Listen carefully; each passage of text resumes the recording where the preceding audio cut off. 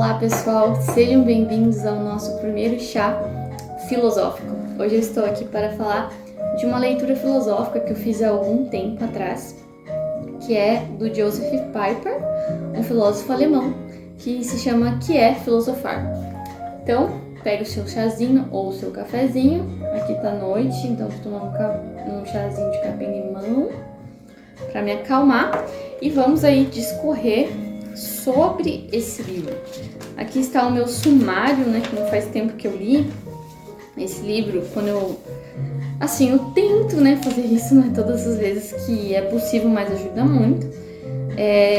Toda vez que eu leio um livro, fazer as anotações, como aquele livro lá do Martin Adler, se não me engano, recomenda. E aí eu anoto aqui, né, na parte de cima aqui do livro, sobre os destaques que eu fiz, e depois eu coloco no meu sumário, porque se eu quero procurar algum assunto específico, eu já venho direto aqui nas anotações que eu fiz. Então eu consigo me achar melhor.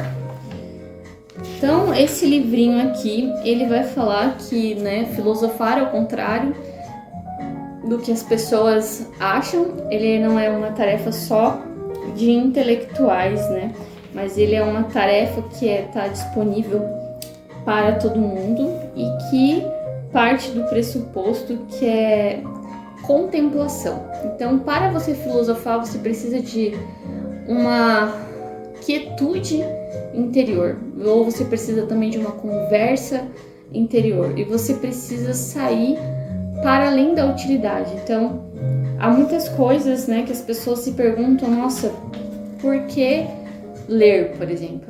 Por que tô gravando aqui um vídeo pro YouTube? Você não vai ganhar nada, né? Ou talvez mais pra frente, pra que comprar um livro? Pra que gastar tempo com isso? As pessoas costumam, no senso comum, achar que nós gastamos tempo somente com aquilo que vai nos dar algum retorno financeiro, material, ou algo que vai nos distrair. Por exemplo, chego em casa e vou assistir um vídeo do YouTube, por exemplo, depois de ter trabalhado. O que não tem nada de errado, né, nisso, mas ele vai falar que a filosofia, ela é transcendente, ou seja, ela transcende essa realidade, e ela não é necessariamente algo material, algo de retorno financeiro.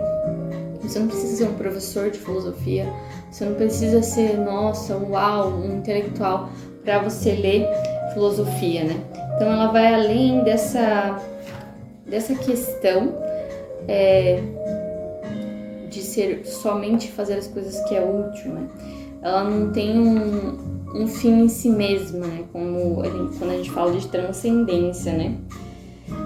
Ele vai falar que a poesia e também a oração também são formas de transcendência, né? São maneiras de transcender o cotidiano, né? Então ele vai falar que a filosofia da utilidade, ela é uma filosofia que não tem uma transcendência, que é aquela que os sofistas usavam, que era só para gerar alguma riqueza ou fama, né? Que eles vinham ali a persuadir as pessoas através da oratória para se dar bem em si mesmo, né? Então ele vai falar a diferença das artes, né, liberais, das artes servis, né, das coisas que são práticas e das coisas que não são. Vai falar a diferença da filosofia para as ciências particulares, né? E ele vai falar realmente que justamente isso, que a filosofia, quando é utilizada somente para a utilidade, ela está sendo destruída, né? Ele vai falar o que é a verdadeira filosofia. Ele vai falar que a filosofia é como uma ciência teórica, é contemplação. Não podemos mudar ou fazer intervenção.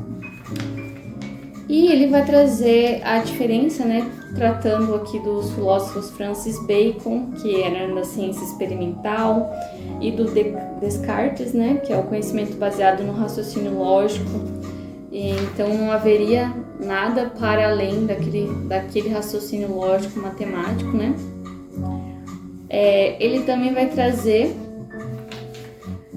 essa questão de que para filosofar nós temos que ter esse espírito, né, de sempre se perguntar o porquê assim como uma criança também se pergunta, né? Ele vai trazer que a faculdade de aprender é a faculdade do espírito, né? Da alma, e não se limita ao meio, né? Ele vai também nos falar que o homem, porque é espírito, é livre do meio, né? Livre desse meio ambiente. E ele vai trazer os graus, né, de mundo, né? Assim como Platão, vai fazer essa diferenciação entre os animais e o espírito. Então ele vai nos trazer nesse livro que filosofar é um distanciamento daquilo que é corriqueiro e daquilo que é óbvio. Então é olhar para as coisas com admiração, e essa admiração não é uma fantasia, é admirar a realidade, admirar o cotidiano, admirar o óbvio, admirar o cotidiano, admirar o óbvio, mas diante desse olhar dirigir esse olhar às coisas encontradas, né, no cotidiano, mas não tratá-las como óbvia, né? Pois a admiração é a verdadeira característica do filósofo, não tem outra origem a filosofia. Ele vai falar que a filosofia significa distanciar-se das coisas do dia a dia, mas das interpretações correntes, das valorizações corriqueiras válidas dessas coisas. E isso não em função de alguma decisão de se diferenciar, de ser diferente da maioria, mas pelo fato de que de repente uma nova face das coisas vem à tona. Então, filosofar é se distanciar para admirar, mas não no sentido de se tornar diferente das outras pessoas, da maioria, né? Mas para enxergar essa nova face que as coisas cotidianas vai nos trazer à mente, né? Então ele vai falar que a filosofia é essa admiração da realidade, do cotidiano, né? Ele vai falar que a admiração é a verdadeira característica do filósofo, não tem outra origem a filosofia. Então você está sendo convidado a vir a filosofar, porque você também pode ser um filósofo, né? Distanciando-se aí do corriqueiro, do óbvio, e tendo essa admiração pela realidade e sempre se perguntando o porquê. Então é uma leitura curtinha, né? Um livro curtinho, mas que vale muito a pena. Então eu convido você a fazer essa leitura.